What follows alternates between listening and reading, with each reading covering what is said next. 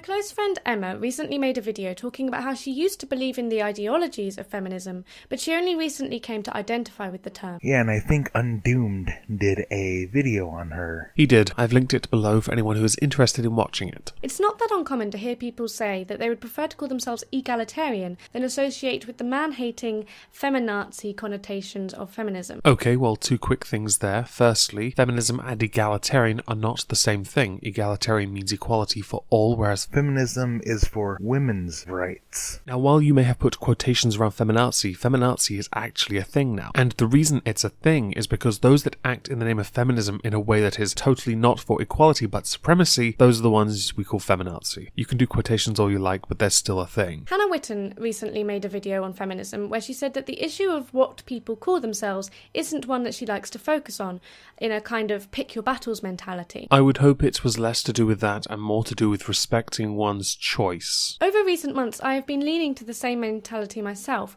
but I do think that feminism is still an integral part of the movement. It victimizes women and demonizes men. Which is counterproductive to the whole concept of equal rights, or attaining equal rights for women. This therefore renders the entire feminist movement in our country certainly irrelevant, and for those that like labels, egalitarian is fairly safe. As an English literature student, I may be biased because I have an interest in the power and effect of words, but there is no denying that words are important. Alright then, I don't know what you're doing with feminism then. All they like to do is change words into new meanings. Or we've seen feminists, or those that identify as feminists, attack new words that identify equality. For example, egalitarian. If I can find the video, I'll link it below. But there's this bearded guy, looks like Will Wheaton, where he said, egalitarian's okay, but we need women to be more equal. I will find that video. They are how we communicate ideas, argue our case, and therefore incite change.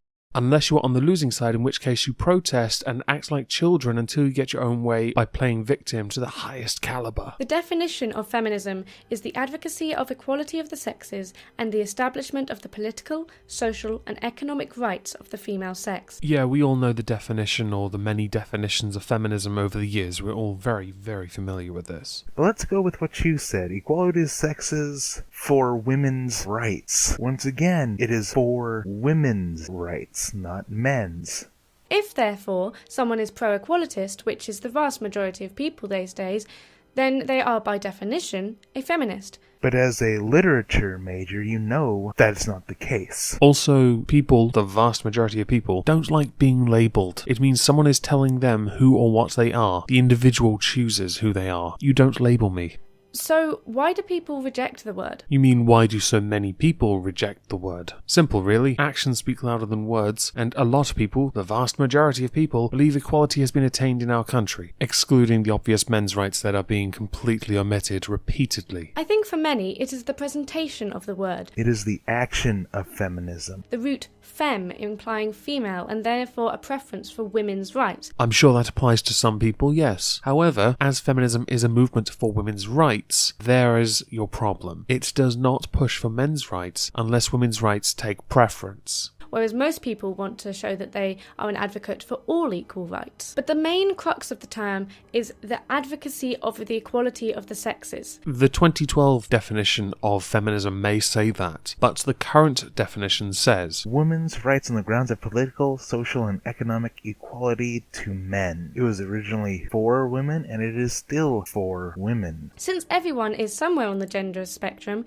this means that everyone is included in this term. Well, as there are only two genders, it's hard to not be on that spectrum. Especially in recent developments of intersectional feminism. Yes, thank you Kimberly Crenshaw for that gem. Now, intersectional feminism makes me laugh because whenever I hear of it spoken, it's spoken as if white people, again, are in a movement that isn't for them. Today, I'm tackling a product that is very exclusive. Now, don't be fooled. It's frequently mislabeled as just feminism, but the two are actually very different. So feminism is amazing and available across all markets. It's aware of intersecting identities so more people can use it.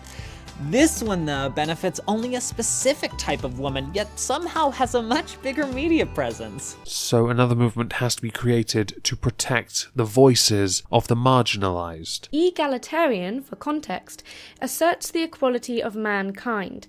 Still a completely different definition than feminism, which is, by your own words, for women. Yes, but like a lot of feminists, she'll most likely conclude that egalitarian and feminism are the same thing in some way. You could say, therefore, that there is little difference between the terms, and it doesn't matter what people call themselves. What you have just said is only true if you abide the 2012 definition of feminism. We, however, in current year, use the current definition of feminism, which makes egalitarian different. But here's the thing, I'm no Saussure. Words are not in a bubble associated only with their dictionary definitions. They have context and history and connotations. Words do abide their dictionary definition. Words can have their meaning changed ever so slightly with context, yes. History has only taught us one thing, and that definitions change over time. And you've proven that by using the 2012 definition of feminism instead of the current definition of feminism. It also goes with the actions of them, and the actions of feminists really destroyed feminism. The first written evidence of the word feminism, according to the OED, is 1841 and first included in a dictionary in 1895. If you search the word feminism in the dictionary on Google,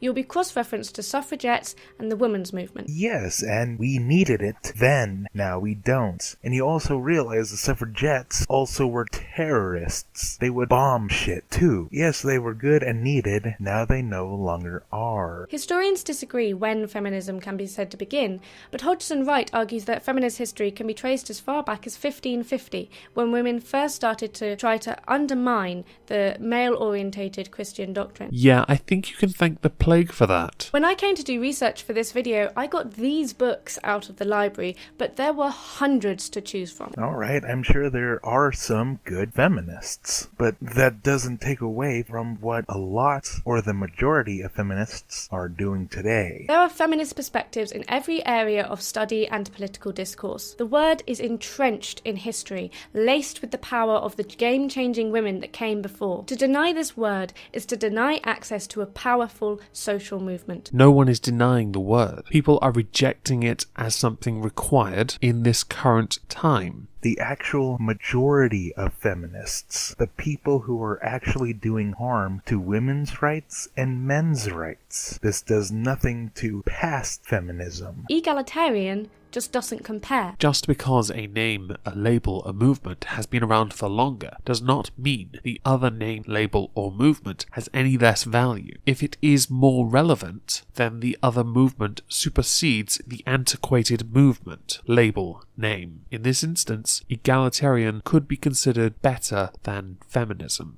What do you think, EC? Feminism has done some good things, but it's also fucked up just as many, if not more. Even if you do strip back to just the word itself, Dale Spender argues the very existence of feminist meanings undermines the existence of a monodimensional reality, i.e. the reality of men being the norm. So feminism is against men being the norm. I'm not even too sure what the hell you're talking about. She's talking about patriarchy, the idea that men dominate society, hence the norm. Spender's book reveals the male-orientated language that we have, from calling God he. Two things. Firstly, I can't believe you can't respect some fictitious deity's pronoun. And second, I love that you're allowing someone in a book to mansplain stuff to you. Is that too sarcastic? It feels like something satiritician would say. To the fact that old woman can be used as an insult to a man. The only time I've ever heard this used as an insult to a man is when he has been told he fights like an old woman. Most of the time I've heard it used towards younger women who behave in a way that is considered similar to that of an older woman. I'm not such a fan of this book, by the way. It's not exactly providing you with very good insights. That book you picked up is shit. Yeah, I'll confirm that when I finish reading it.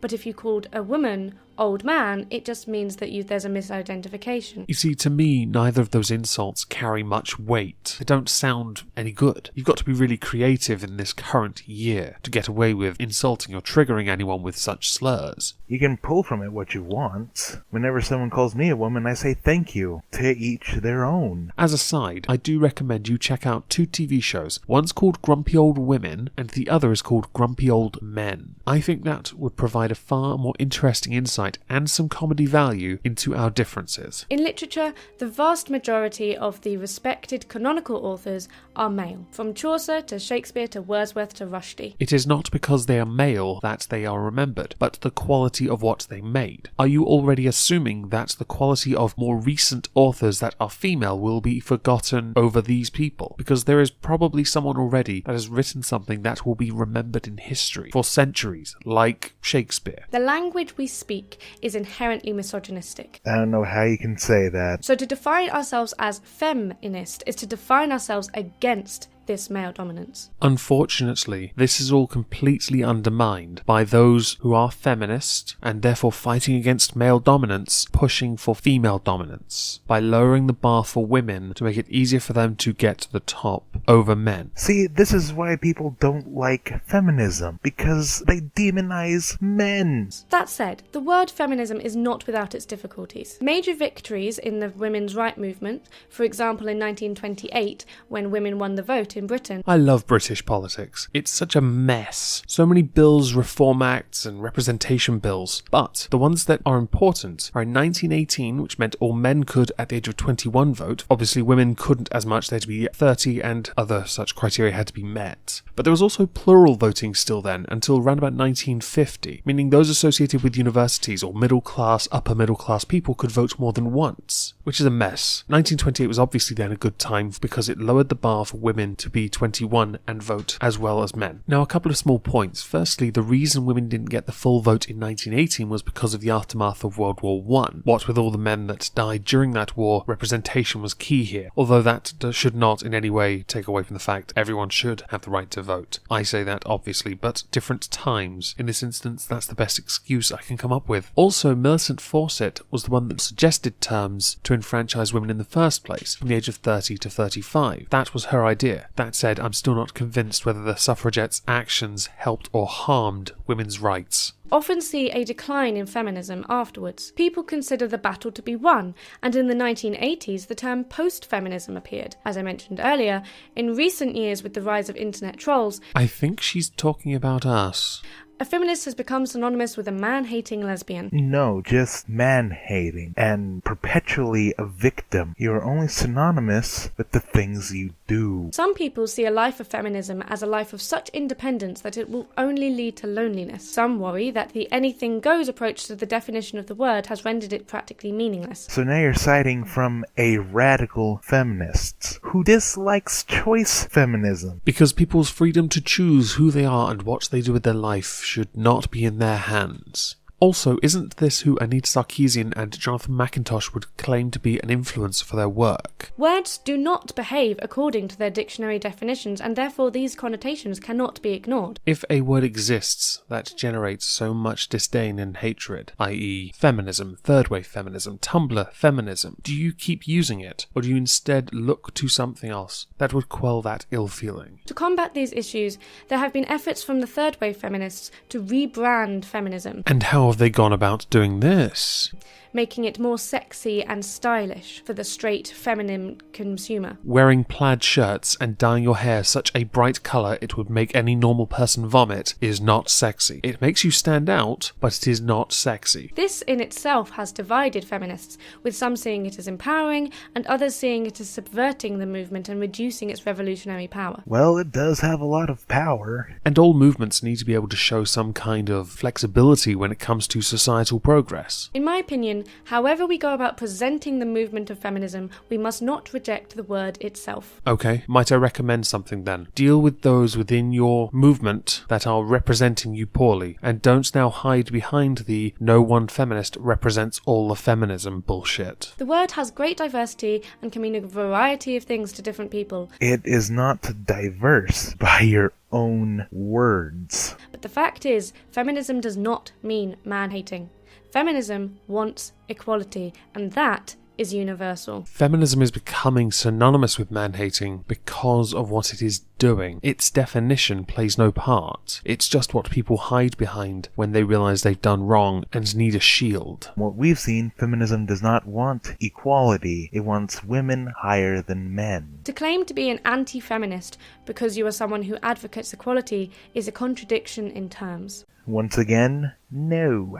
That is not what the Oxford Dictionary says. It says an anti-feminist is one opposed to feminism. Yeah, I have to side with Eclectic Crafter on this one. If you're using old definitions when there are newer ones that are a bit more progressive, why use the old ones still if it isn't just to try and legitimize your perception, which has been skewed by old definitions and radical feminists? So I call myself a feminist, to honour the women who went before me and for empowerment, and because I want to see gender recognised as a spectrum so that anyone of any sex, of any gender, can act and live as they please. I can respect the idea of honouring an ancestor. Fine, we do it with our names all the time. But doing it with a movement seems a bit reckless. Now, I don't care for any of that gender spectrum rubbish at all. None of it. Don't care. 2 genders. Sorry. But with the idea of anyone of any gender or any sex living free, don't you think it's weird that you earlier talk about the connotations concerning man-hating, and yet man is a sex gender, so surely they'd be protected by feminism when they're not, when feminism is only for women. People may say I'm a feminist because I'm selfish. I am, after all, a cis woman. See, and that's another thing. Do you hate cis people? Are cis people selfish? Yes, it appears that's what she's doing. I'm not so fond of that.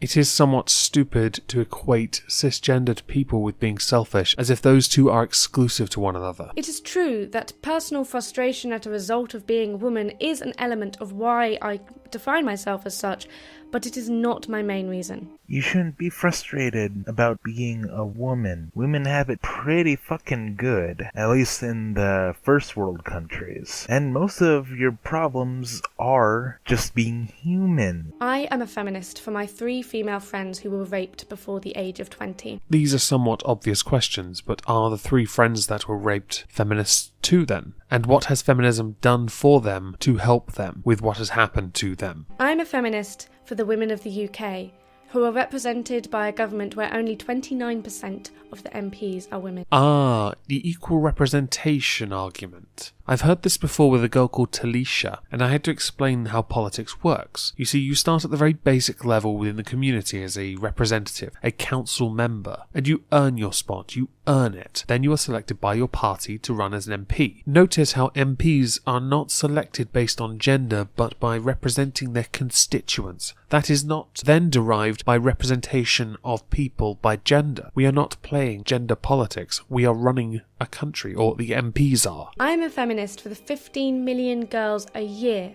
who are forced into marriage before the age of 18. I can get 100% behind the idea of abolishing forced marriage, but I don't have to be a feminist to do it. But I will gladly support any action taken to stop it. I'm a feminist for the trans women who continue to not get the respect they deserve. You seem to have left out the trans men. Are you implying that once someone has transitioned to being a man, they have instantly inherited male privilege? And much like before, I can fully support people's rights and freedoms and preventing open discrimination. But you seem to forget here that trans women, they benefit from certain laws like affirmative action, anti-discrimination laws, hate crime laws. As far as society goes, it owes you nothing because you are actually helped. And by the way, this answer is being fed to me by someone who is a trans woman. Just thought I'd put it out there. I'm a feminist for the 4,861 men who committed suicide in the UK last year. Well, then you shouldn't be a feminist. I'm happy you're bringing this up, but feminism is causing men's shelters to disappear. And I am a feminist for me. I am a feminist because my dad told me at 12 years old that I should not show my intelligence if I wanted to get a boyfriend. Your father was a terrible person then, as intelligence is something certainly I would consider to be highly sought after. It's nice to know you can have an intellectual discussion with someone you care about. I'm a feminist because I can't walk down the street without a man looking at me like I am a piece of steak on his plate. More demonization of men, infantilizing women, talking about stair rape. I am a feminist because if I am a virgin, I'm frigid, and if I have sex, I'm a whore. No, neither one of those are true. To the wider audience, I'd agree with that sentiment. However, there are pockets of society that are a bit what some would consider devolved. And it doesn't only apply to women. A man who has a lot of sex is also a whore, and a virgin man can also be frigid. I am a feminist because institutional sexism still exists across the world. Well, now you finally brought up the global aspect of sexism. Go fight it. Don't sit behind a computer and do that, because you get nothing done. Instead, take the fight to the areas where it is obvious women are clearly more oppressed than men. Like it's rocket science which countries I'm talking about. Feminism is right. No, it isn't. Feminism is strong, and I am proud to be associated with it. Are you including manipulative, aggressive, abusive, and violent feminists? Because if you are, you have nothing to be proud of. Big thanks to the Eclectic Crafter for featuring on my channel. Go subscribe to him, he's pretty cool. He's been around for as long as I have, if not a lot longer. Thank you all for listening.